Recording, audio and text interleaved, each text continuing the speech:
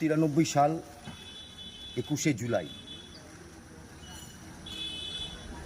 No identity card no vote, এই দাবিতে তৎকালীন যুব কংগ্রেসের সভানেত্রী মমতা বন্দ্যোপাধ্যায় রাইটার্স বিল্ডিংয়ে তার গণতান্ত্রিক অধিকার, তার কথা তিনি বলতে গেছিলেন।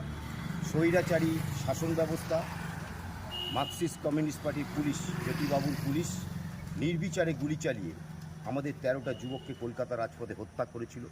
কলকাতার রাজপথ সেদিনকে লালে লাল হয়ে গেছিল রক্তে।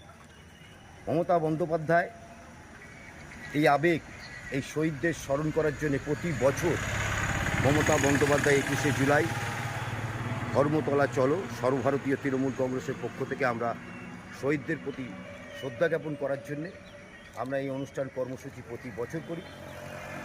2026 বিধানসভা নির্বাচনকে সামনে রেখে লক্ষ লক্ষ মানুষ সেদিনকে ধর্মতলার দিকে যাবে। আমরা 8 নম্বর ওয়ার্ড তৃণমূল কংগ্রেসের পক্ষ থেকে সর্বপ্রথম উলুবেড়িয়া পূর্ব কেন্দ্রের দেয়াল লিখন আরম্ভ করেছি। উদ্দীপনা তুঙ্গে। 21শে জুলাই আমাদের কাছে আবেগ, 21শে জুলাই আমাদের কাছে শহীদ দিবস। জয় হিন্দ, বন্দে মাতরম। তৃণমূল কংগ্রেস জিন্দাবাদ, মমতা বন্দ্যোপাধ্যায় জিন্দাবাদ, অভিষেক বন্দ্যোপাধ্যায় জিন্দাবাদ, পুলক রায় জিন্দাবাদ, অভয় দাস জিন্দাবাদ।